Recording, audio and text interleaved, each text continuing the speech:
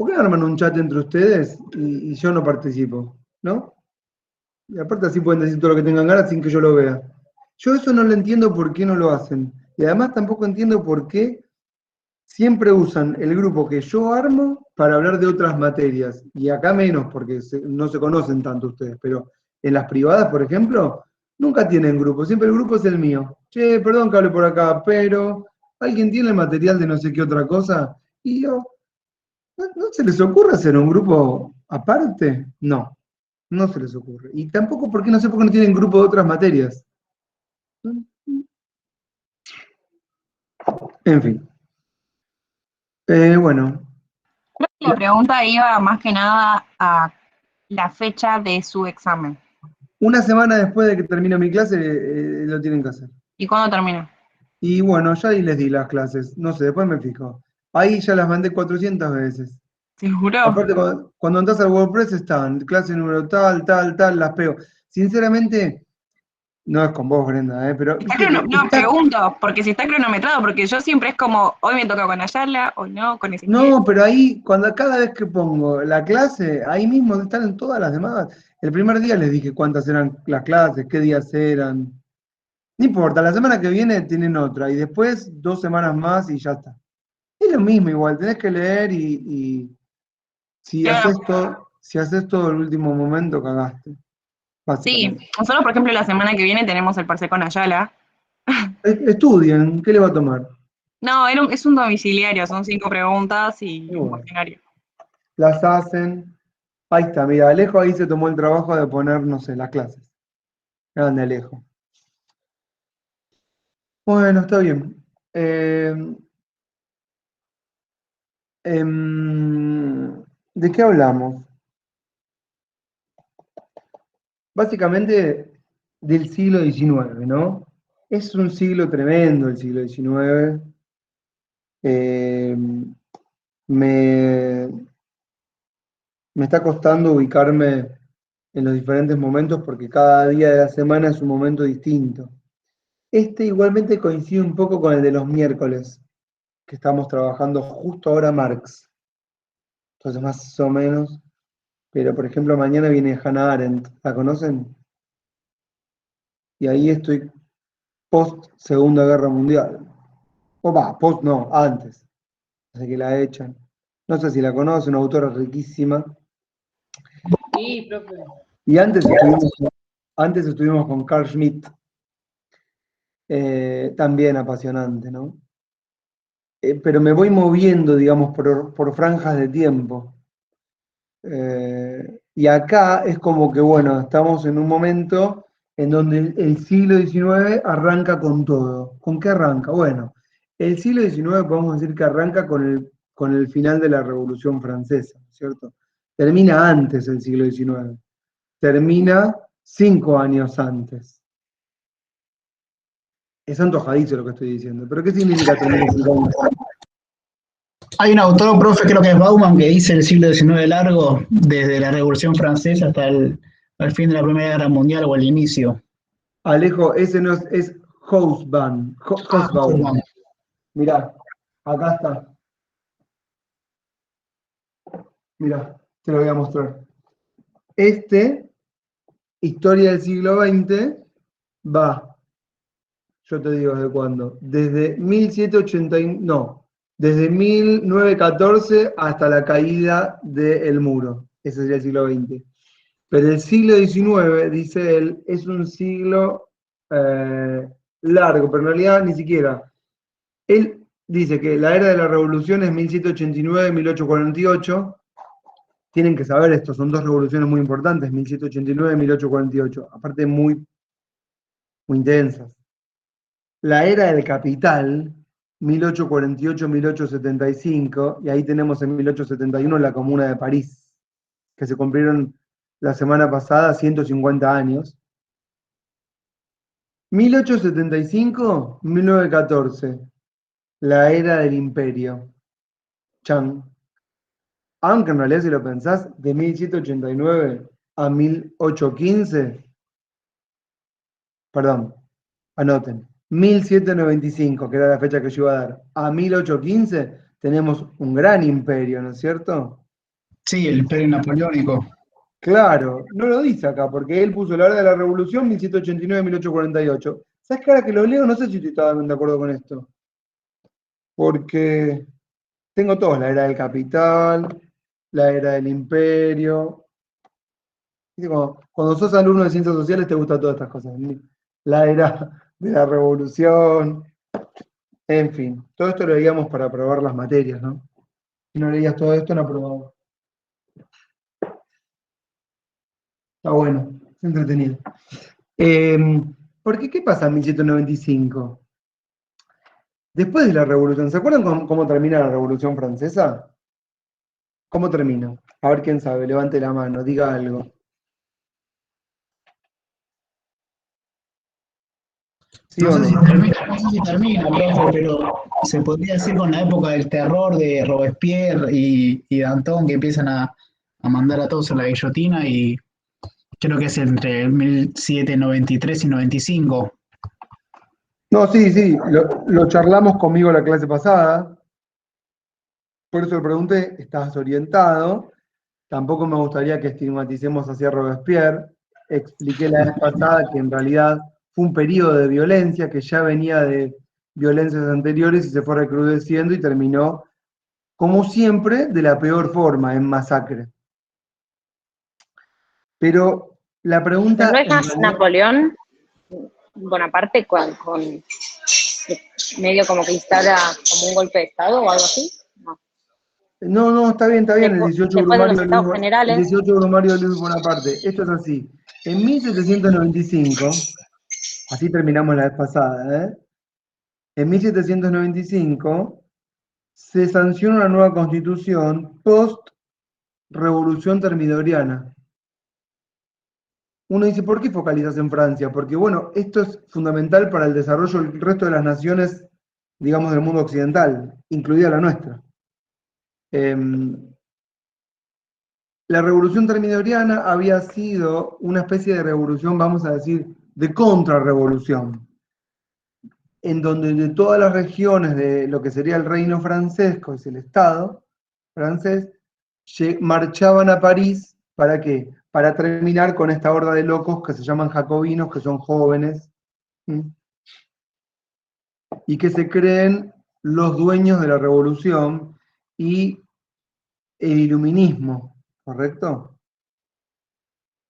Y de las luces y la razón que avanza y pisa y se lleva todo por delante. Bueno, esta contrarrevolución termina con lo que fue la constitución democrática, digo a propósito democrática, de 1793. Esta es una constitución que charlamos la vez pasada, que contenía un montón de derechos y expresiones que van a ser silenciadas para siempre y por las cuales va a haber que luchar por cada uno de estos derechos que consagraba esa constitución. Se van a dar luchas que van a durar hasta nuestros días. ¿Mm? Es decir, para que se entienda, lo que se plasmó ahí, que después quedó silenciado para siempre, es el camino o el faro de una parte de la población. ¿A dónde tenemos que ir? Hacia ahí, hacia eso que alguna vez logramos, pero que duró muy poco. ¿Mm? Por eso, lo que cuenta Pizarro en el libro es que hay una especie de demonización ¿de qué? De ese periodo y de esos protagonistas. Por ejemplo, Robespierre, que no lo mencionamos en la clase pasada, pero bueno, fue uno de los líderes de la revolución jacobina, era abogado, defendía en sus causas gente pobre, sin acceso a la propiedad, ni a derechos elementales, y en las causas, bueno, lo que hacían eran manifestaciones, digamos, de reivindicaciones de derechos o de principios de justicia respecto de lo que sería un ideal de justicia. Una cosa, la otra cosa, te van llevando poco a poco a liderar y a protagonizar, bueno, el hecho revolucionario, la toma de la Bastilla, ¿correcto? Las manifestaciones callejeras, la toma la ocupación del Parlamento, que les conté, es el nuevo órgano de gobierno. Hay un cambio radical en la simbología, en la participación, Y es un momento de, lo hablamos también, construcción de lo que se llama la ciudadanía, porque es muy sencillo decir hoy, bueno, somos todos ciudadanos, pero en ese momento no existía ser ciudadano. Era un concepto nuevo que nacía, pero del cual no teníamos experiencia. ¿Qué significa tener experiencia? Un concepto, para ponerle un nombre, una definición, es una forma de organizar las experiencias. Eso es un concepto. Por ejemplo, nosotros decimos amistad, y cuando decimos amistad, ese concepto encierra una experiencia sobre cómo trabajamos ese afecto, esa relación afectiva. No hace falta que lo expliquemos todo, decimos somos amigos y se entiende. Bueno, entonces es una forma de organizar nuestras experiencias. Entonces, ciudadanía es un concepto que nace del cual no tenemos experiencia. ¿Qué significa? Es que proclamamos la ciudadanía, pero somos todos súbditos de Dios. ¿Cómo construimos ciudadanía? Bueno, yo no lo voy a explicar. Ven la clase de la vez pasada y ahí ese fue todo el desarrollo.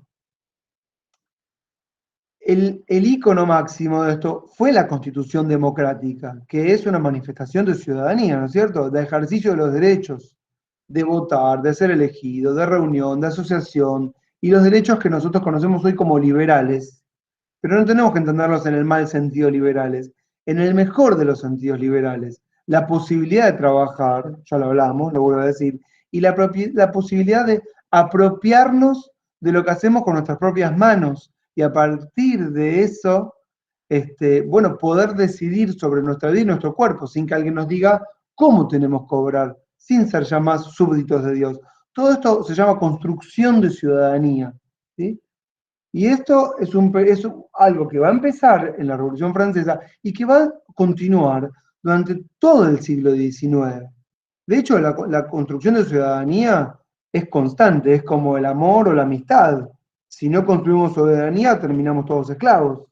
De hecho, bueno, ese es el planteo heideggeriano, por ejemplo, ¿no? No lo conocen, yo sé, pero no importa. Le diría algo así como, estamos todos consumiendo, dice. Nos volvimos tarados, no dice esto, pero para que se entienda, lo bajo a tierra, nos volvimos todos tarados. Lo único que hacemos es consumir. Bueno, en el momento de la Revolución Francesa no pasaba esto, era un momento, digamos, donde había mucha conciencia de lo que queríamos lograr. No por parte de todos y todas, sino del grupito que empezaba a alfabetizarse. Esa era otro de los derechos conquistados. La posibilidad de estudiar, la posibilidad de rehacer la historia, de volver a reinterpretar el mundo. Es un momento maravilloso. Vamos a decirlo, porque era como que estaba todo por hacerse. Y además generaba muy buenas expectativas, ¿no es cierto? No era el capitalismo de hoy. Era la esperanza de un mundo mejor. Hoy estamos escépticos, por lo menos yo. Bueno, ¿cómo terminó todo eso? Esa era la pregunta que había hecho. Terminó de la peor manera, mataron a todos los jacobinos que como... ¿Quién me dijo que Robespierre andaba guillotinando? Bueno, el que me dijo que y Danton, y Robespierre, Saint-Just, Marat, todo eso. ¿Alejo fue? Que ahí que Sí, Bueno, ¿y qué pasó? Terminaron guillotinando a Robespierre y sus amigos, Alejo. sí. Fue un Sí, baño primero de sangre. había conspirado, se habían peleado entre ellos y después medio que lo ensució Robespierre a Danton con, no sé, acusaciones de mal manejo de fondos y de algunos amoríos con menores, que no sé si eran verdad o no, pero bueno, lo terminaron matando y después también lo mataron, según leí, lo mataron a Robespierre porque supuestamente se estaba perfilando para ser una especie de rey o tener el mandato de esa asamblea que habían hecho, ¿no?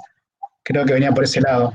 Y puede ser. Viste que cuando está todo fuera de control, vieron, empieza el tema de las conspiraciones. Igual. Por eso es un buen momento, propicio momento para que, para un liderazgo. Siempre el momento de anarquía es un momento para que aparezca un liderazgo que ponga qué cosa, orden. Bueno, en 1795 se restablecen los principios de 1789.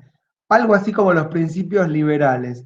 Nada de democratización, nada de esto de que votamos todos y estas cosas locas de que todos nos gobernamos y que todos podemos votar las leyes y que todos vamos a decidir y opinar sobre lo que se va a hacer.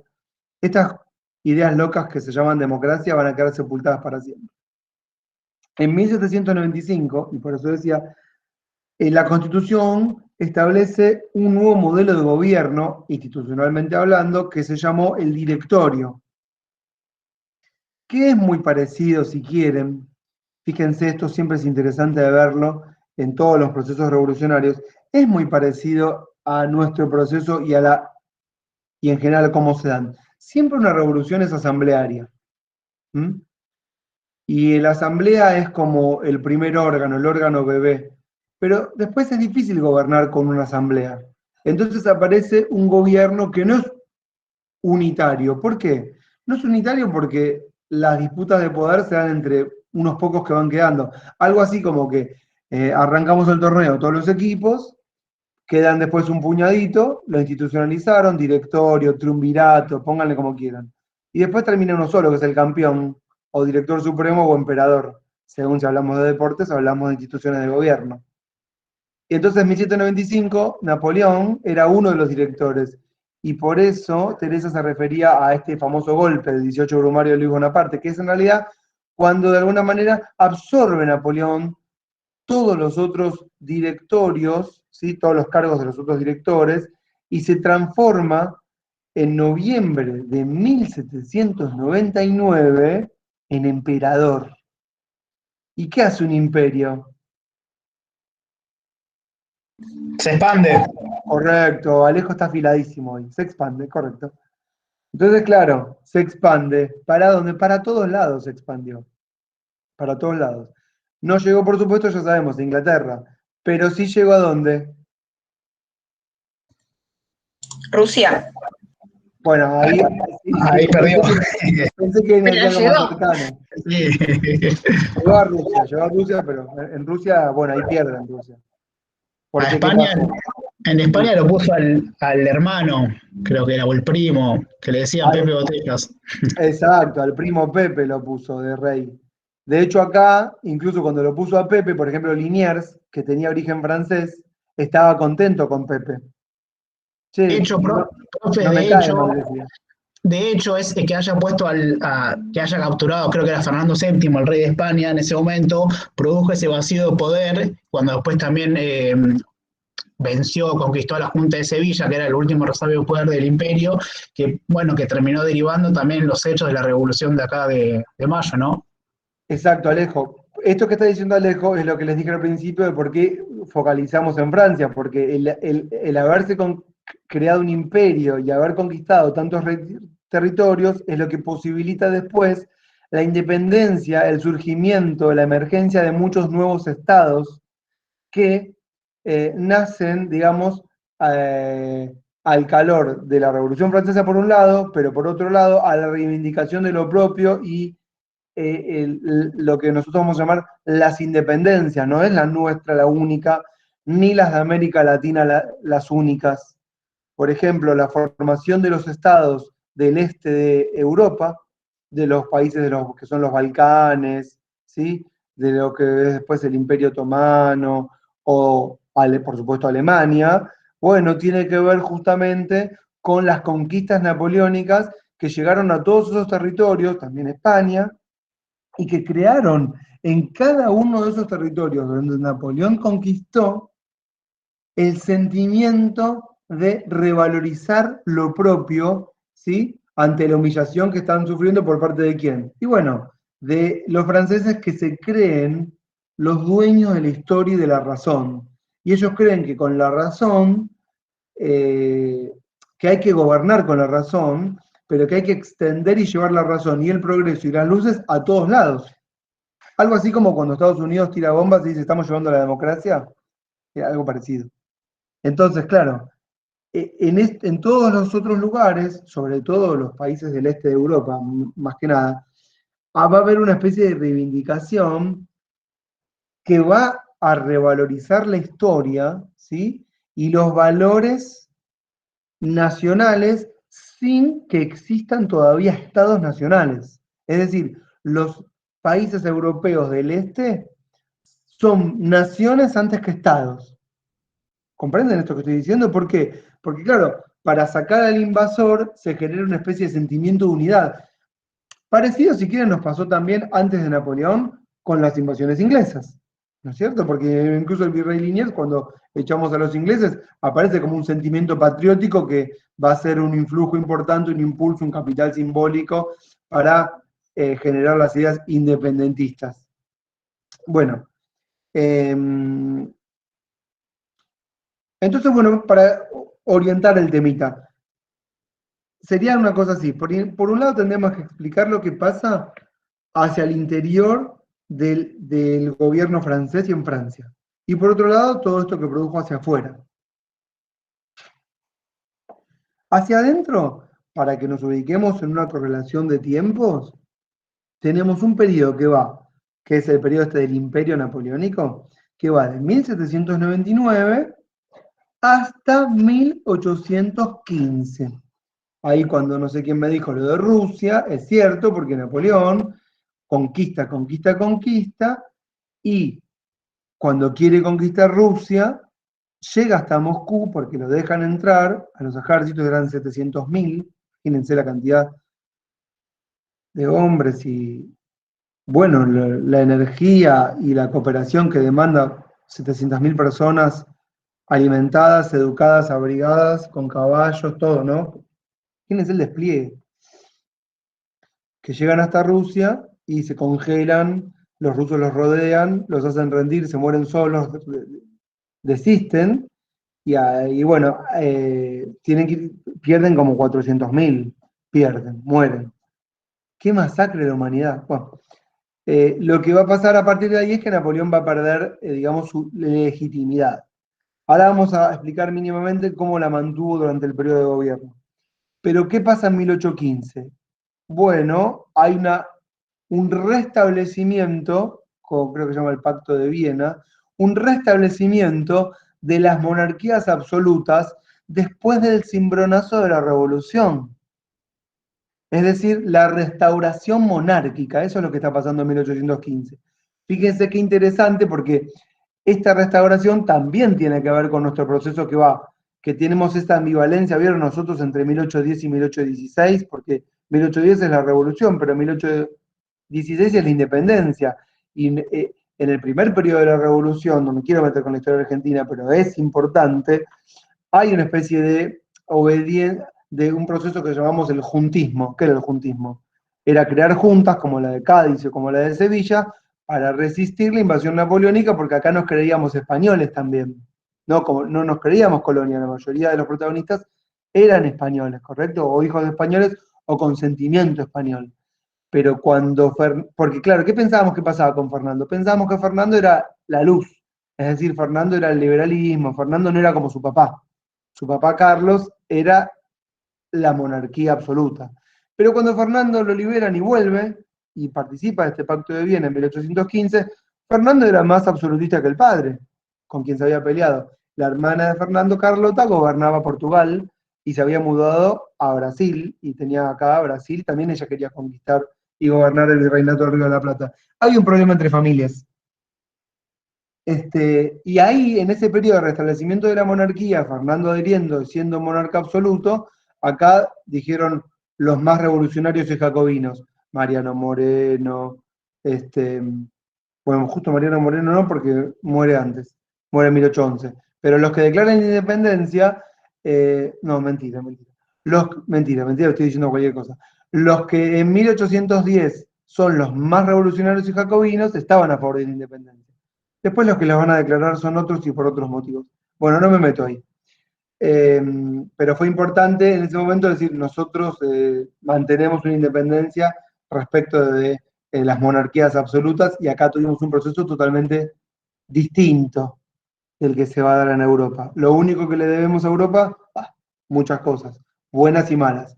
Una podría ser, no sé si buena o mala, bueno, la creación de los estados nacionales. Mala, si quieren, la que no fuimos la patria grande. Buena, que fuimos un estado independiente. No sé si decir bueno o malo, perdón. Bueno, de 1815, miren, a 1830, y después de 1830 a 1848, en Francia, pero en realidad también en Inglaterra, hay muchos periodos de gobiernos, escuchen, gobiernos autoritarios con etiqueta republicana, ¿sí? Cuando digo etiqueta republicana es porque en Inglaterra no son republicanos, pero bueno, las instituciones son republicanas, ¿no? Pero que tienen por finalidad todo el tiempo mantener el orden. Es decir, de etiqueta republicana, pero de fuerte impronta autoritaria, conservadora. ¿Conservadora de qué? ¿Del antiguo régimen? No. Conservadora de las instituciones conseguidas después de las revoluciones. ¿Cuáles? Un parlamento gobernado por la burguesía. Y estados compuestos por ciudadanos de diferentes categorías, en los que tenemos que institucionalizar que los ciudadanos que son de segunda categoría no participan del proceso político, más sí de las libertades económicas, en el sentido de dejar hacer. ¿Está esto que estoy diciendo? Esto es muy importante porque van a advertir que lo que se consagra durante todo el siglo XIX son constituciones liberales que tienen como lema la ley y el orden, ¿no? ¿Qué significa la ley del orden? La fuerza de la razón. Y cuando digo la fuerza física. Pero con, de alguna manera, la creencia de que esa razón, la fuerza de la razón, es la de entrar en razón y no la de imponer la razón, que no es lo mismo. Una pregunta. Pregunte. Entonces, cuando usted dice que no participan del proceso político, más bien tienen que dejar hacer, tienen que dejar que se ejerza la fuerza física, No, o no el es que poder de no policía, o... no es que no participan del proceso político, sino que las instituciones de gobierno son instituciones elitistas y las clases populares que quieren participar lo hacen porque la política no se puede tapar como si fuese un cepo, ¿correcto? Entonces lo tienen que hacer en la clandestinidad. Ya hablamos acá que la política siempre está, o sea, no es que no hay política, porque lo político está todo el tiempo dando vueltas, no existe. En el estado más totalitario, lo político, salvo, digamos, las atrocidades como el nazismo, en los que prácticamente es un exterminio, un genocidio, la eliminación del otro, donde no te dejan ni posibilidades de participar en lo político, entonces se hace muy difícil la resistencia y fue por afuera y no desde adentro. Salvo regímenes así, lo político está constantemente presente en todos lados.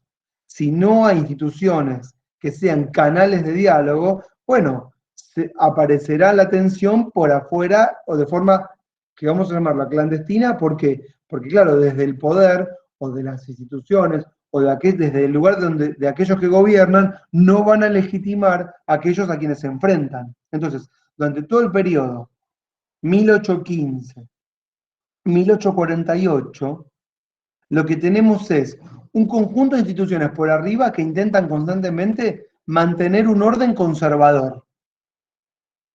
No conservador, repito, del antiguo régimen. Conservador de las instituciones logradas al calor de las revoluciones. Los principios liberales. ¿Sí? Y en los que los sectores populares, por sectores populares vamos a decir todo el resto que no es propietario, no solo los obreros, las mujeres, los domésticos, los esclavos, los sectores medios que no tienen capacidad de votar, los profesionales, y dentro de los obreros, todo tipo de trabajadores obreros, de la mayor jerarquía a la menor jerarquía. Digamos, todo el conjunto social no participa, pero quiere participar y va buscando mecanismos de participación. Pero desde las instituciones de gobierno a veces se va permitiendo y a veces no. Siempre está la represión de por medio, ¿correcto? No se olviden, volvemos a insistir, que 1815 es el momento de la restauración de la monarquía absoluta en los diferentes países después de la atrocidad del imperio napoleónico. Es decir, bueno, terminó Napoleón, ¿qué vuelve? Vuelve la monarquía. Pero ¿cómo vuelven esas monarquías? Esas monarquías vuelven debilitadas, porque las sociedades ya están movilizadas. Lo que pasó no se puede poner abajo de la alfombra. ¿Sigue, no? Es muy importante porque van a ver entonces que no hay tanto movimiento constitucional de lo que nosotros llamamos las constituciones sociales. No hay tanta reforma agraria. Pero vamos a hablar, por ejemplo, si quieren, de Napoleón, para que entendamos cómo se ejercía el gobierno en ese periodo y que nos da un poco una mirada de cómo va a ser el mundo que viene, porque estos son gobiernos como el de Napoleón, que son espejo de otros procesos posteriores muy similares. Por eso es importante, como fue en el primer lugar donde pasó, es importante rescatarlo. Bueno, les conté entonces que en 1795 se vuelven a los principios liberales. El 9 de noviembre de 1799, Napoleón toma todos los poderes, restaura una democracia electoral para ciudadanos, para pocos ciudadanos. ¿Cuántos? Bueno, elegibles 58.000 y ciudadanos con posibilidad de elegir 250.000. Números reales, sobre una población de 25 millones. Digo para que se entienda el contexto, ¿no? Y esto va a ser así desde 1799 hasta 1830. ¿Mm? Ojo, no es que en 1830 llegó la panacea, no. Pero que, bueno, entonces, lo que serían instituciones de gobierno quedan totalmente restringidas. La política para pocos, el sufragio no existe, salvo para quienes. Bueno, para los que podían, para los que ganaban, esperen que les tiro el dato exacto, a ver si lo encuentro. Quiero ver los que podían votar, lo que tenían que tener para poder votar. Creo que tenían que tener la capacidad de comprar. Sí, algo así como. No encuentro el dato justo. Ay, qué lástima. ¿Por qué no me lo marqué? Porque soy un tarado, por eso no me lo marqué.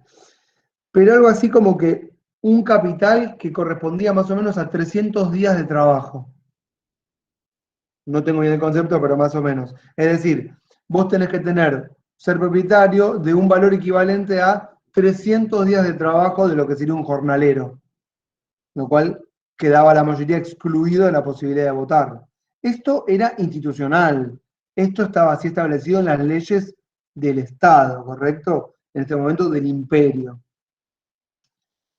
Pero lo que hizo, bueno, por supuesto, la censura de la prensa, la prohibición de cualquier tipo de asociación gremial, de reunión, ¿correcto?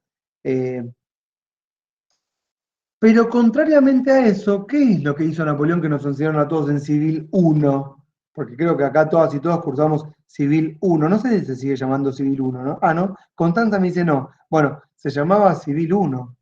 Bueno, Civil. Civil, sí. Civil, el de Llambías. ¿Se sigue viendo Sí, elemento Llambías del o ya derecho no? civil. ¿Siguen trabajando con Manuel de Llambías o ya no, no? Sí, sí. No te puedo creer. Yo por lo menos cuando la cursé hace 1000 años, sí. Pero si cambió el código acá. Sí, pero bueno, yo cursé civil con el código viejo, así que no puedo hablar. Ah, por eso. Se puede hacer un asado con el código viejo. Yo estuve a punto como 3, 4 veces de tirarlo. Después me dio No pena y se ahora queman los libros, profe. No, pero decía, ¿qué hago? Vos sabés que yo tengo acá, mira, miro acá a mi derecha, porque tengo miren acá, ¿ven todo ahí? ¿Ven esas puertas? Sí. ¿Todas acá estas puertas? Todas esas puertas están llenas de libros de derecho que me da vergüenza sacar. Arriba, porque me miren, arriba, ¿ven? Tengo un montón, allá, tengo desperdigados por toda la casa, bueno. Pero los de derecho están sepultados. No sé qué voy a hacer. Bueno, y el de civil está abajo encima, en un lugar así como, tengo, qué sé yo, uno de padre rico, padre pobre, ¿vieron esos que te regalan por un cumpleaños? Y ahí tengo el código civil, lo tengo al lado. Pero me da pena porque está, por ejemplo, el artículo 30, ¿se acuerdan del artículo 30? Persona, todo ente susceptible de adquirir, de contraer, no sé, obligaciones y tener derechos. ¿Cómo se dice? No es tener derechos. ejercer, bueno, Adquirir persona a la derechos que... y contraer obligaciones. Sí, está, derecho. ¿Cómo decirle de vuelta, Consuelo? Adquirir derechos y contraer Ahí obligaciones. está, derecho sí. Después, por ejemplo, con Hannah Arendt, por ejemplo, que viene mañana, ella se preocupa mucho por los derechos humanos. Dice, bueno, ¿y quién tiene derechos humanos? Y los humanos. Hay mucha gente que acá no está considerado humano. Yo sé que podemos decir que sí, pero en el trato no. Entonces, para tener derechos humanos, primero que te traten como humano, lo cual, claro, ella lo decía por la Segunda Guerra, ¿no? Bueno, no importa, una cosa te va llevando a la otra mal. Pero bueno, ¿cómo llegué al Código Civil? Claro, ya está. Llegué al Código Civil porque una de las cosas que hace Napoleón, los que cursaron civil como Constanza, con el Código Viejo, habrán visto que el primero que instaura el Código Civil, 1805, ¿quién es? Napoleón. Napoleón. Napoleón, porque ¿qué contenía el Código Civil? El Código Civil era un código que estaba pensado como algo así como se pensaba el iluminismo. ¿Cómo? Como el fin de la historia. El fin de la historia significa como la caída del muro. Enterramos un pasado. No es el fin de la historia en el sentido de que no hay más historia, que no hay una historia hacia atrás. El fin de la antigua historia y el comienzo de la nueva. ¿Cuál es la nueva? Bueno, esta, la de la razón. Este código es el código de la razón, el de la racionalidad, el del iluminismo, el de las libertades, el de la potencialidad humana, ¿sí? El código de Say, SAY, el economista este que habla de las potencialidades, o si quieren de Adam Smith, o de la escuela fisiócrata. Bueno, este código, Napoleón lo lleva a todos lados donde va. Por eso estamos tan enamorados de las ideas del progreso y todos queremos que nos llegue el progreso. Lo que pensaban cuando Napoleón conquistaba o cuando llegaban los franceses a algún lugar, como creía Sarmiento, era que estábamos dejando entrar el progreso, que nos iba a sacar del estado de barbarie. Pero esto lo decían algunos cipayos enamorados, tal vez con justa razón, en todos los lugares en donde Napoleón entraba. Este código napoleónico, bueno, es el código que ustedes ahí lo tienen mencionado en la página 92 de Pisarello, ¿sí? Que leo, sepan que Pisarello es muy reduccionista, ¿no? En el texto. Reduccionista en el sentido marxista del término. A mí me gustan los matices, me encanta Marx también, pero también los matices. Y Pisarello, bueno, igual debe ser un montón, tal vez lo escribió corto, no tengo idea, no lo quiero juzgar. Para mí debe ser un fenómeno. Pero bueno, acá es corto, por lo menos acá. Entonces dice, ocultando una realidad, que igual también estoy de acuerdo con esto que dice. Estoy leyendo la página 92 de Pisarello, ¿sí? Ocultando una realidad en la que las asimetrías del poder social se agudizaban. Las asimetrías del poder social significa que hay diferencia entre ricos y pobres. El Código Civil de 1804 vino a consagrar, escuchen ahora, esto es bien marxista, la ficción de la igualdad contractual entre todos los hombres con independencia de la situación material en que se encontraran. Es decir, algo así como que el código traía una prescripción que nosotras empezamos a suponer es la realidad, la ficción del derecho, visto como la realidad del derecho. Es decir, el código dice que somos todos iguales ante la ley, ergo, todos somos iguales ante la ley. Yo cuando digo todos está mal porque no está todas, pero no importa. En esas suposiciones que la mujer ni siquiera entraba, por eso ya no somos todos iguales, porque no decíamos todes. Pero acá hacían referencia no a esta reivindicación feminista, sino a la reivindicación de quienes, de los trabajadores que lo único que tienen para ofrecer es su fuerza de trabajo a través de las manos que tienen para trabajar y no mucho más que eso. Sigo leyendo en la página 92. Quienes lo tienen ahí al ladito, ténganselo, no sé si lo tienen, levante la mano. A ver, ¿quién lo tiene? Así yo sé que no estoy solo. ¿Quién lo tiene al lado? Agustina, yo hago la clase con Agustina y voy con Teresa también. Con Agustina y con Teresa. Sigo leyendo. La autonomía de la voluntad se convertiría en pieza clave de las relaciones laborales. Tengo muchas cosas que decir sobre esto, pero bueno, tengan este concepto por lo menos. Se operaba con la presunción de que las masas emigradas a las grandes ciudades contrataban de manera voluntaria su subordinación al poder de regulación unilateral del empresario, en una operación que jurídicamente era abordada como un simple arrendamiento o locación de servicios bajo el esquema de locación de obra. Bueno, acá está en latín. ¿Esto qué significa? Que los obreros y los empresarios contrataban en una supuesta igualdad material, que claramente no lo era, porque no había una igualdad material. ¿Qué significa igualdad material? Una igualdad en las condiciones de vida y de subsistencia. Pero no es así, ¿no es cierto?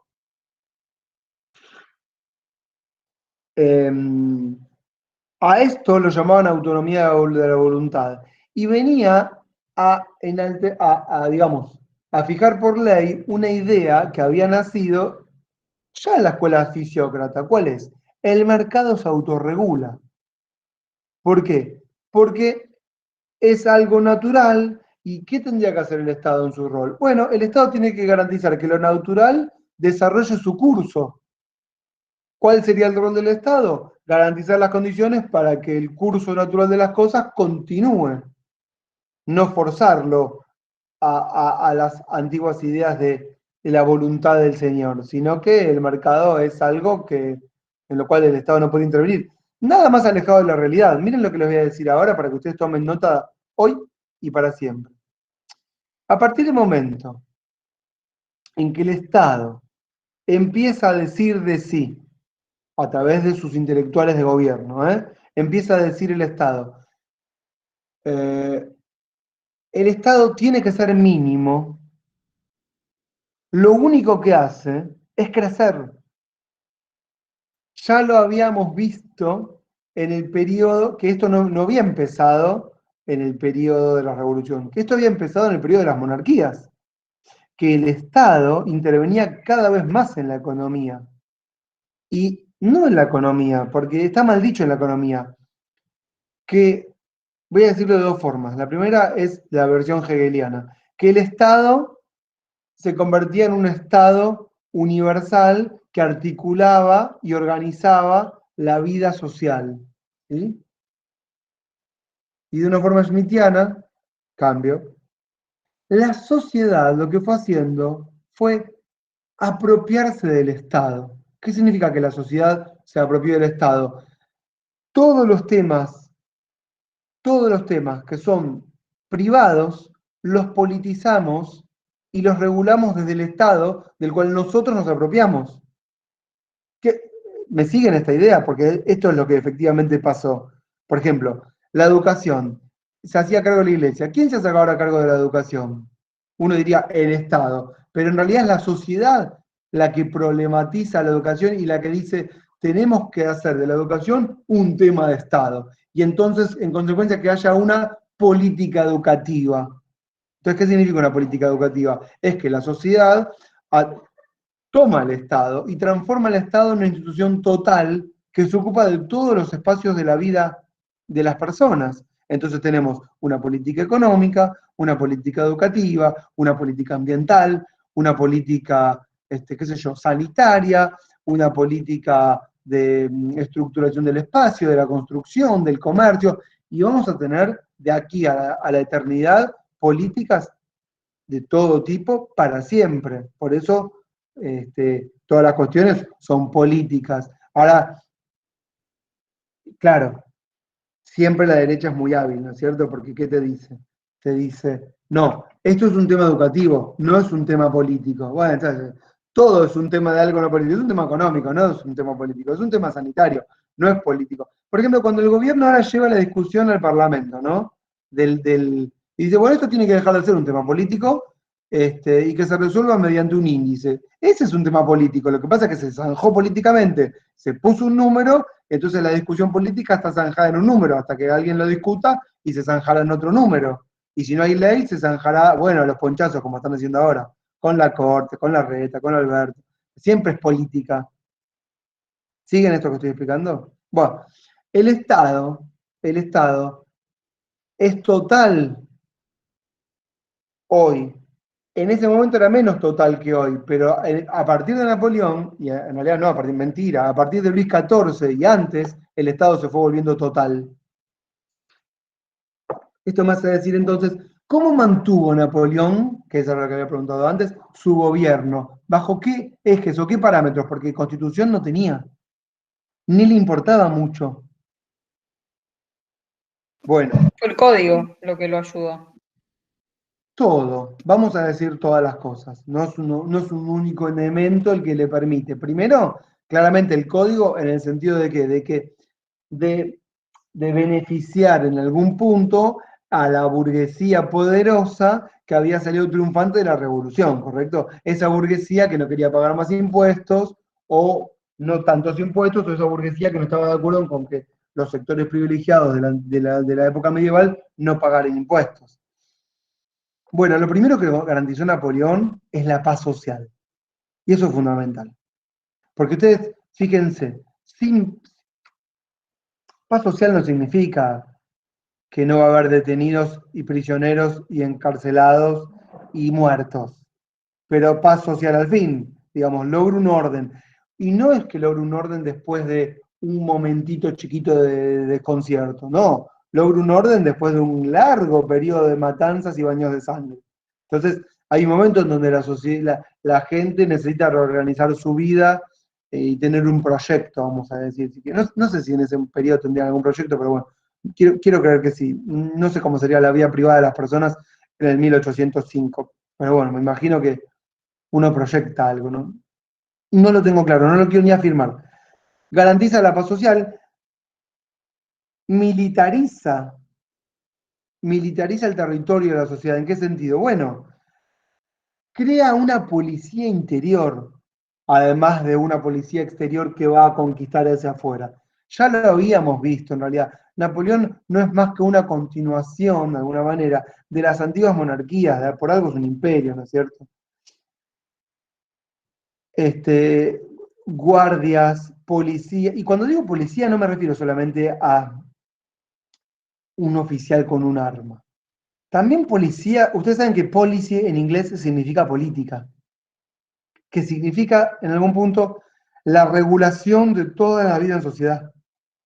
Entonces eso también es lo que está pasando. Bueno, está el problema obrero. No lo mencioné, pero está latente, ¿no es cierto? El problema obrero, que lo mencioné acá con el código. ¿Qué es lo que hace Napoleón? Bueno, va a establecer los cimientos de lo que va a ser el nacionalismo. Instaura fechas patrias, los valores nacionales, crea a través del código la nacionalización a través del suelo. Ustedes saben que uno era nacional por sangre, sobre todo en los estados europeos, y Napoleón crea esta idea de que si naciste en suelo francés, sos francés. Esto también va a ser copiado por muchos estados. ¿Por qué? Porque los estados se hacen fuertes a partir de tener una población nacional que tenga valores nacionales. Y si somos todos extranjeros en nuestra propia casa, hay una canción de Calamaro que dice, y soy un extranjero en mi propia casa. Bueno, lo que querían lograr eran nacionales en el territorio, que nacieran nacionales. Así lo hicimos nosotros también. Entonces crea fechas patrias, desfiles patrios y también la adquisición de derechos por ser nacional. Esto es un elemento fundamental en la pelea posterior que van a tener, digamos, los obreros por lograr una lucha de clases respecto de los nacionales que creen, lo voy a explicar después con más tiempo, que el enemigo está del otro lado de la frontera. Valores nacionales y también se empieza a alejar poco a poco de los valores de la República. ¿Cuáles son los valores de la República? Los del sufragio popular y de todos los derechos que habían instaurado los jacobinos. ¿Mm? Esto no le va a durar mucho porque en 1830 los valores de la República se vuelven a restaurar, pero en el periodo napoleónico no. El código napoleónico fue importante, no solo por el establecimiento de las leyes del comercio, sino también por las leyes que crean lo nacional, ¿está bien? Y además quiero contarles otra cosa del Código Napoleónico que a veces pasamos por alto. Acá lo que dice Pizarello es esta idea de, termino lo que estaba leyendo antes, se da una especie de marco jurídico, termino la frase, lo que estaba leyendo antes en la página 92 para criticarlo, un marco jurídico en el que los trabajadores, bueno, no ostentaban una ciudadanía plena, estaban privados de sus derechos políticos de voto y derechos de asociación profesional, y se brindaba la propiedad y la libertad de industria. Eso dice Pizarello respecto al código. Pero el código, les voy a contar algo que no saben, y que Pizarello no menciona. No sé, supongo que lo debe saber, pero no sé, no lo menciona. Cuando aparece esta idea de la autonomía de la voluntad, no es que Napoleón deja sin amparo a los trabajadores. Tenemos que entender que en ese momento había diferentes categorías de trabajadores, ¿correcto? Y estaban, escuchen lo que vamos a decir ahora, estaban los obreros industriales o los obreros, sí, vamos a llamarlo industriales. No tiene que ser puntualmente de grandes industrias, pero obreros industriales o de máquinas. También trabajadores de la seda, trabajadores textiles, todavía no trabajadores del hierro, porque eso va a ser a partir de 1850. El carbón, el hierro, vieron la locomotora, la segunda revolución industrial. Todavía estamos en la primera. Pero también estaban los domésticos, los esclavos, las mujeres, los jornaleros, todos esos no entran. Y había en aquella época, miren lo que vamos a contarles, una disputa que era entre tres categorías de personas que tenían una lucha desde la época de Luis XIV, que era así. Habían, en todas las regiones de Europa, habían pequeños talleres textiles sobre todo, vieron que es una industria muy liviana, y telares, de telas, sino con qué nos abrigamos. Bueno, esos talleres tenían una relación entre un maître, que sería una especie de capataz, o un dueño de taller, como hoy tenemos en toda en el conurbano bonaerense, y trabajadores que trabajan para ese pequeño empresario de su pequeño taller, ¿correcto? Esa relación laboral era una relación un poco de enemistad, pero otro poco de protección del trabajo. Y había otro actor, que era el comerciante, que era una persona independiente de esa pequeña relación laboral entre el capataz y sus trabajadores. ¿Sí? Y lo que el Estado, digamos, reconoce con el Código de Napoleón es, escuchen, cuando dice la autonomía de la voluntad de las partes de contratar, es reconocerle al capataz la libre contratación de sus pequeños obreros en los talleres. No es la relación que ustedes pueden pensar entre el dueño de Coca-Cola y un tipo que va a trabajar a la planta para llenar una botellita. Entonces había también ahí una reivindicación de un sector social muy importante de pequeños trabajadores que veían que en el código tenían su estatus jurídico proletario. ¿Siguen esta idea? No era menor, porque a partir de este hecho puntual empieza esta idea de identificación de clase. ¿Y a quién sí deja afuera el código? Bueno, a todos los que no son trabajadores. A todos los que no son trabajadores o obreros de estos talleres. Que esto es un problema en la teoría marxista posterior. ¿Por qué? Porque Marx ni los considera. Los esclavos, los jornaleros, los peones, los domésticos, no tienen ese estatus. Piensen, por ejemplo, en el estatus del peón rural que establece Cristina, por ejemplo, porque ni siquiera, o el de amas de casa. Es una reivindicación histórica que en los sindicatos ni entra. Vieron que los gordos no se ocupan de estas relaciones, porque hay como diferentes estatus de trabajadores. Entonces, les quiero explicar esto para que entiendan que el código no es un código que privilegia la autonomía de la voluntad y deja en bolas al trabajador respecto a un gran empresario, sino que les da un marco jurídico a esa relación laboral. Y además les voy a contar algo. Desde el Estado se establecen precios para las mercancías para que los comerciantes no se abusaran de la relación entre esta relación de los pequeños talleristas con sus pequeños obreros. O sea que en realidad hay en el periodo napoleónico un Estado que garantiza precios, ¿sí? Y que garantiza que no se vaya toda la mierda, para que se entienda bien esto, creo que digo. Y esto se va a romper cuando cae Napoleón y cuando efectivamente se imponen, ahora ya sí con fuerza, 1820, 1830, la libertad de mercado. Ahí sí va a ser con todo. Lo que pasa es que el código sigue garantizando la libertad de mercado. Entonces, ese estatus jurídico después, de alguna manera, queda totalmente, digamos, tapado por la libertad de contratar, que es lo que se va a decir después. Para que redondear esta idea, este código que hoy lo leemos como autonomía de la voluntad no tuvo el mismo significado en ese periodo, sino que tuvo otro. Y hoy lo leemos de esta forma, el código liberal. Cierto es que, digamos, había un código civil, que era el código napoleónico, y había un código de comercio. Nosotros también teníamos código civil y código de comercio hasta el 2000, no me acuerdo qué año, 13, no sé qué año. Yo ya ni sería abogado, porque 15, 15, 2015. porque yo estuve con el código anterior, que teníamos código civil y código comercial. Y el código comercial regulaba las relaciones entre los comerciantes, los marchands, bueno, y el código civil, estas pequeñas relaciones. Esta unificación de alguna manera es el triunfo del capital.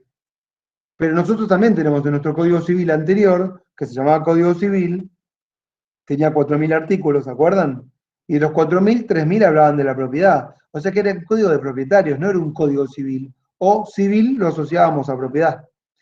Otra de las cosas que garantiza Napoleón, y que eso lo mantiene durante tantos años en el poder, es la pequeña propiedad. Le da a cada una de las personas, primero, Napoleón, una de las cosas fundamentales es consolida la expropiación de la iglesia, que es algo que se había logrado durante la Revolución Francesa.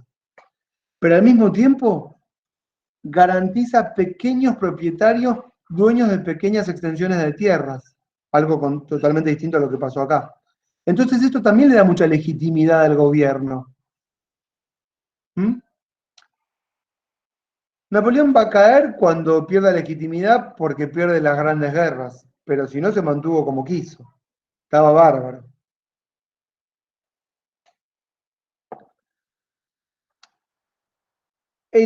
¿Me siguieron todo lo que expliqué?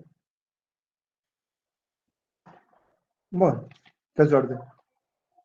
En 1815, cuando se restablecen las... Fíjense que ni hablamos de constituciones, o sea, van consagrándose constituciones que llamamos liberales. En 1815, cuando se restauran las monarquías, claro, ya el mundo es otro. Ya no puede volver más el antiguo régimen y vamos hacia un nuevo régimen.